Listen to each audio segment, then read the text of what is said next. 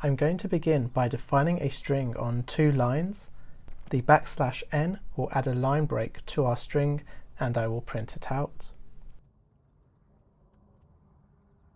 The first method, indent, will allow us to add or remove empty characters to each line of our string.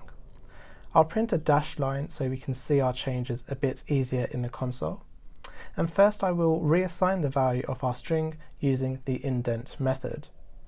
This method will accept an integer for the number of characters we want to indent by. So let's do 10. And I'll print this out along with the length of the string before and after, and we can see it change from 26 to 47. I'm now going to do the same, but with a negative indent, printing out the length as well. In the console we can see how the string length has changed and the characters have shifted right and then left. If we try to remove an indent where it doesn't exist, the string will simply begin from the first character. If I remove 20 characters, we will see the string printed all the way onto the left. One thing you may have noticed is an extra line appears under our string in the console.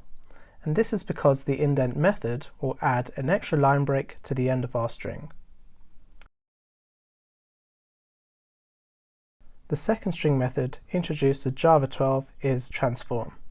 Transform provides a functional approach to reassign the value of a string. The transform method accepts a functional interface that accepts a string and returns a string, and this method can be useful when we would like to perform multiple operations on a string in a single instance. So for example, here I'm just going to concatenate a new string that tells us the length of that string in a descriptive way onto the end.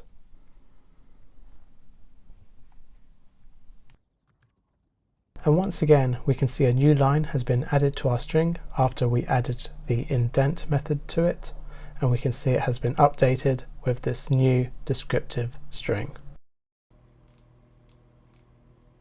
The mismatch method works by comparing the bytes of 2 files. The method will return a long value that points to the index where 2 files may first differ. If the files are identical, byte by byte, or 2 paths provided point to the same file, the value of -1 will be returned. We'll begin by defining 2 paths, and to create a temporary file with the Files.createTempFile method. I'll pass in the prefix of 1 and 2 and the suffix of .text to both of these. Now using the Files.writeString method, I'll now populate both of these files with a string of hello world. And from here we can now compare the byte content of the files, and we can store the index position of the first difference between these files in a new long variable called indexDifference. I'll call Files.mismatch, passing in path1 and path2 to compare the files. And I'll now print this into the console and run this. So we can see -1 has been returned, and that's because the 2 files are completely identical. If I change the Files.mismatch method to compare path1 to path1 and I rerun the code, we can now see it's still printing -1, and that's because it's pointing to the same file twice. If I change the file content of the second file to add the word new in the middle and rerun the application, we can now see the value of 6 has been returned to the console. This is because file 1 contains the letter capital W at index position 6 and file 2 contains the letter N. If I change the second file content to lowercase w, we will see the same output as the comparison is case sensitive. Capital W at position 6 in file 1 to lowercase w at position 6 in file 2. The mismatch method can be really useful when comparing files. The index number returned can be used to create a boolean for an if statement, or it can be used within a switch statement for other possible applications.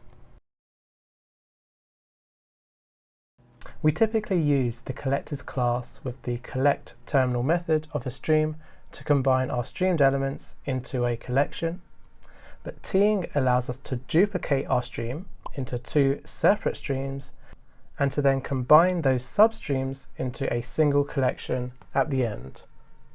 But when might this be useful? So let's take a look at an example where we want to find both the oldest and youngest employees in a collection. I have an employee class with a name and an age, and I'll define a few demo employees into a list. So we have Michael, who is 43, Jim, who is 28, Pam, who is 27, and Stanley, who is 68. We will populate a map of string to employee, where the keys will be the words of oldest and youngest, and the value will be the respective employee within our list. So without using the teeing collector, we can define the youngest employee by streaming the employees and calling min, passing in the comparator that is comparing the employee by age. We can then define a new employee as oldest, streaming and collecting the maximum using the same comparator by age. I've also called get on both of these streams to convert the optional of employee into an actual employee object. I'll then put both of these employees into a map with the key of youngest and oldest respectively. And if I print this out into the console, we can now see Pam and Stanley printed to the console. So let's take a look at how we can achieve this same map, but with the teeing collector. First, I'll define a new map of type string and employee. We will stream the employees and call collect to aggregate the data into a collection. I will then call the teeing method on the collectors class. So first, we provide the two collections we would like to combine. So the first collection will be for the minimum age, which we obtain with collectors min by, and then passing in the comparator by employee age.